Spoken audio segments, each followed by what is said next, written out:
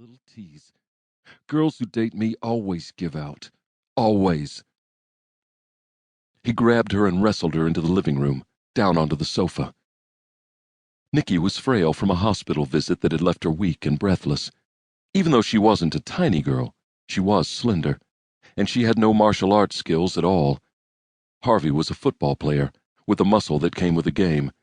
He had her on her back on the sofa, her long blonde hair fanned around her oval face with its delicate complexion and pale gray eyes. She was flushed from the illness and breathless from the after-effects of it. She did fight him, but she knew she'd never get away in time. He was trying to take something from her that should be her right to give. She was furious. Being helpless made her even more angry. "Let go of me!" she raged. "You idiot! I am not going to let you!" "You can't stop me!" he panted, ripping the bodice of her dress as he held her down with his formidable weight.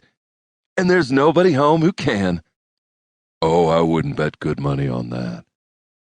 A deep, gravelly voice mused from the doorway.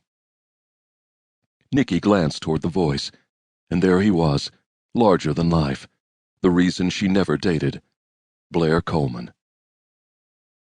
Harvey was just tipsy enough not to realize how much trouble he was in. At least, not until a man the size of a wrestler jerked him off Niki by his collar and slammed him down onto the floor. "You can't do that to me! I play football. I'll put you through the wall!" Harvey raged as he jumped to his feet and went for the big man. There was a deep chuckle. Harvey's rush was met with a fist the size of a ham. It inserted itself into Harvey's diaphragm and sent him to his knees. While he was trying to recuperate from that, the big man jerked him up by his collar, drew back his fist, and knocked the younger man over the back of the sofa that a shocked Niki was still lying on. "I'll tell my dad!" the football star raged. "He's got all sorts of lawyers." "I have a few of my own. Get your butt back here and apologize to this girl for what you tried to do," he added in a voice like a grater. "I will not," the boy faltered. "Your choice. I don't really mind involving the sheriff's department." He was pulling out his cell phone as he spoke. "Nicolette, I'm very sorry," the boy said at once, his face red as he stared at Niki. She was on her feet by now, clutching her torn bodice together. Her pale eyes were blazing with outraged modesty. "Not as sorry as you're going to be when I tell my father what you tried to do, Harvey," she promised. "He has some good lawyers, too." "I was drunk," Harvey exclaimed. He glared at her. "And you can read about yourself on my Facebook page," he added with a sarcastic smile. The big man moved closer. Harvey backed up a step. "Let me give you some advice," Blair said quietly. "Don't think about getting even with her online. I'll have my people checking, just in case. The first time I see anything posted about her, you'd better be on your way out of the country before any of my security people can find you. Are we clear?"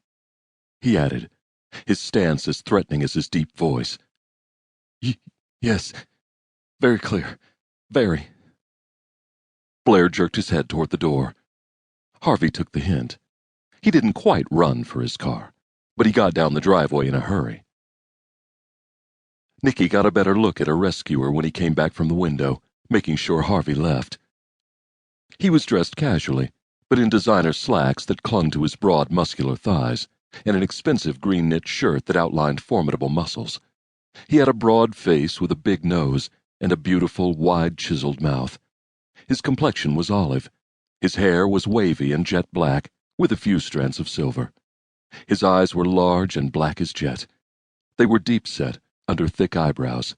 His feet looked as oversized as his hands. He was a very fit man for his size. There wasn't an ounce of fat showing anywhere on him. Niki had adored him from the day her father brought him home to visit, years ago. But since she was 17, there had been no man in her life at all. This one colored her dreams, made her ache for things she couldn't quite grasp. "Thanks," Niki said in her soft voice. "I couldn't stop him." Her breathing was jerky and shallow. He scowled. "You have asthma, don't you?" She nodded. "And I'm just getting over pneumonia." She smiled at him. "Thanks, Mr. Coleman."